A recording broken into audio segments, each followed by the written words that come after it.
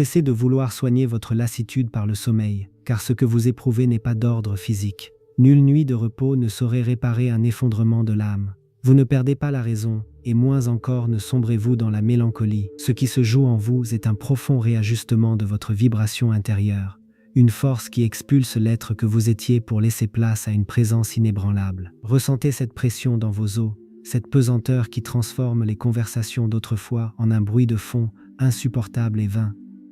Ces lieux que vous fréquentiez, ces personnes avec qui vous partagiez votre table, semblent désormais vous vider de votre substance. C'est que votre être ne tolère plus les pollutions subtiles de l'existence. Vous traversez une solitude sacrée, un appel à la survie que le monde confond avec l'isolement, mais que je nomme l'ascèse protectrice du sanctuaire intérieur. Le monde extérieur, plongé dans son chaos et son agitation aveugle, ne pourra jamais comprendre que votre silence est en vérité la forge d'une armure que rien ne saurait pénétrer. On y voit de la faiblesse là où s'opère la plus pure distillation de votre essence. C'est un processus alchimique qui consume tout ce qu'il y a d'artificiel et de performatif en vous, afin que votre souveraineté puisse enfin émerger des cendres de l'être que vous fûtes. Prêtez attention, car ce que vous traversez en ce moment n'est pas une impasse, mais l'aube d'une architecture protectrice qui s'apprête à redéfinir les règles de votre existence. Cet épuisement abyssal est le refus catégorique de votre âme de continuer à porter des fardeaux qui ne sont pas les vôtres, de vibrer sur des fréquences qui ne font que vous vider de votre substance. Vous n'êtes pas en train de vous effondrer, vous érigez les murailles d'un sanctuaire intérieur où seul ce qui est en harmonie avec votre quiétude peut désormais pénétrer.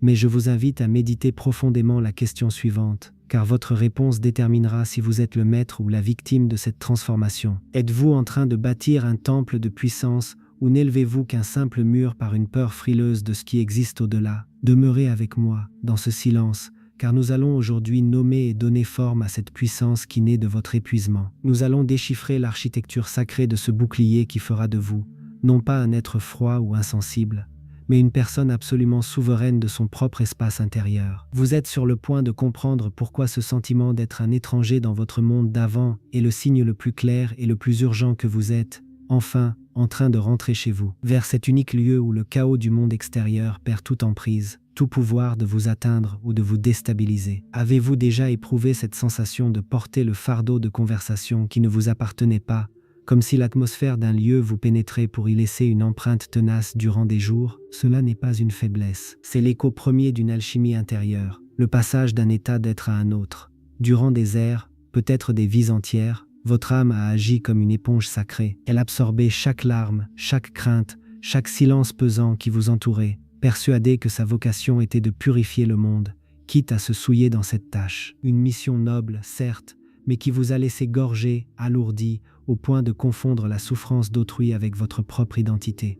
Il existe en vous une mémoire ancienne, celle du sentiment d'être utile en portant ses fardeaux, n'est-ce pas? Mais un jour, l'éponge devient trop pesante. Elle ne parvient plus à retenir la lumière, seulement l'humidité des ténèbres. Et c'est précisément à cet instant que commence le grand œuvre, la transmutation en miroir. Le miroir, lui, n'absorbe pas, il réfléchit. Il permet à l'image d'être vue, à la vérité de se dévoiler, sans jamais devenir lui-même cette image. Il demeure limpide, intact, portail de conscience pour quiconque le contemple. Ce passage, cette traversée du seuil, se manifeste par des signes que l'automatisme social interprète comme une bizarrerie, un repli sur soi. Le premier de ces signes, et sans doute le plus déroutant, est une soudaine aversion pour la dissonance. Songez aux divertissements qui autrefois peuplaient vos jours. Ces récits de trahison, de conflits incessants, de pouvoir et de rivalité qui parvenaient peut-être à vous distraire, provoquent désormais en vous une répulsion physique, une lassitude de l'âme quasi immédiate. Ce drame artificiel résonne comme un bruit insupportable au sein de votre temple intérieur.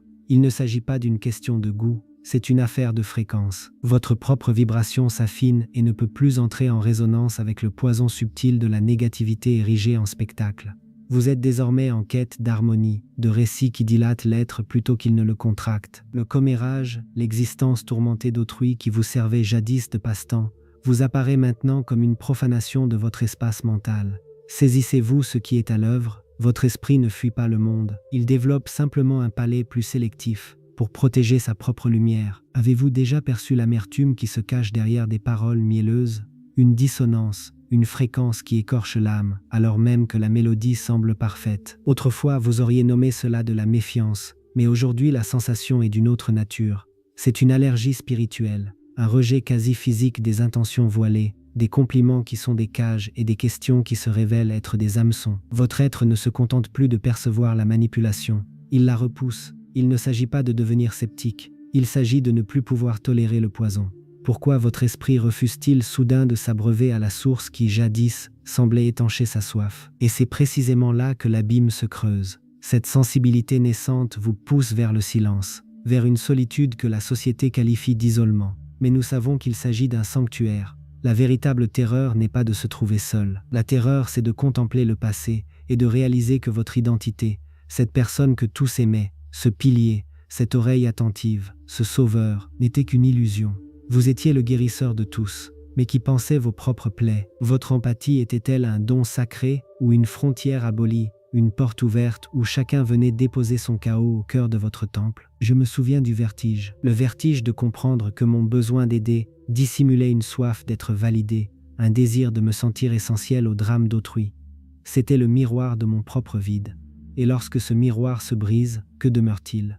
Le deuil, un deuil profond pour cette version de vous-même qui, bien que dysfonctionnelle, vous était familière, la douleur de perdre ces amis qui ne vous approchaient que pour se nourrir de votre énergie. Faites-vous le deuil de qui vous étiez, ou de la reconnaissance que ce masque vous procurait? C'est un désert, un vide là où régnait autrefois le bruit constant des besoins d'autrui. Nombreux sont ceux qui renoncent ici, se précipitant vers le confort de la codépendance, vers le rôle familier du martyr. Mais pour ceux qui demeurent, la douleur se révèle être tout autre chose. C'est l'écho d'une ossature spirituelle qui se brise pour se réaligner. La question, dès lors, ne porte pas sur la douleur que vous éprouvez maintenant. La véritable interrogation est la suivante. Quelle est la nouvelle et sacrée structure qui s'érige à partir de ces fragments? Cette douleur que vous ressentez, cette solitude qui ressemble à un abîme, n'est pas ce que le monde ordinaire vous a dit qu'elle était. On la nomme isolement, mais c'est une alchimie, c'est la différenciation sacrée de l'âme, l'instant où vous cessez d'être une goutte de pluie se dissolvant dans l'océan des émotions d'autrui, pour commencer à forger votre propre fleuve. Vous vous fondiez dans la tempête des autres, croyant y voir de la compassion, mais n'était-ce pas plutôt l'absence d'un temple intérieur, l'effacement de frontières sacrées? Ce que vous éprouvez aujourd'hui, c'est la douleur de l'artisan divin qui brise sa propre charpente astrale, celle qui s'était ressoudée de travers, afin qu'elle puisse enfin soutenir le poids de votre souveraineté. Et c'est ici que réside le grand renversement de perspective, ce secret qui transforme l'exil en couronnement. Toute votre vie, vous avez agi tel un navire de sauvetage, vous jetant dans les tempêtes d'autrui, leur permettant de monter à bord avec tout leur chaos et, invariablement, sombrant avec eux. C'était noble, mais suicidaire. Ce que votre âme réclame aujourd'hui n'est pas une meilleure embarcation, mais une transmutation. Vous cessez d'être le navire pour devenir le phare. Le phare ne poursuit personne, il ne se jette pas contre les vagues, il s'ancre sur le roc de sa propre existence et, simplement, il est. Et sa lumière, ferme et inébranlable, est ce qui guide véritablement les navires égarés vers un port sûr. Saisissez-vous la différence monumentale entre être un martyr et être un point d'ancrage, ce champ de force qui émerge, ce halo que vous commencez à tisser, n'est pas une muraille d'arrogance, c'est la membrane de votre sanctuaire, une sphère de fréquence souveraine qui accueille la résonance, l'amour authentique, la connexion d'âme à âme, mais qui dissout les miasmes du besoin, du drame et de la manipulation avant même qu'ils n'atteignent votre essence. Les gens le sentent, ils perçoivent à un niveau que le mental n'atteint pas, que leur chaos ne trouvera aucun écho en vous, que leur obscurité se heurtera à votre clarté. Cherchez-vous à vous fermer au monde, ou à vous ouvrir à votre propre paix inaliénable? Telle est la finalité sacrée de votre quête, non pas devenir intouchable, mais devenir inébranlable. Une paix qui ne dépend plus des conditions extérieures, un silence intérieur qui devient votre signature vibratoire. Vous devenez un point de stabilité dans un monde chaotique, non par ce que vous faites, mais par ce que vous êtes devenu. Votre seule présence devient un baume. Mais comment transposer cette révélation en une pratique quotidienne?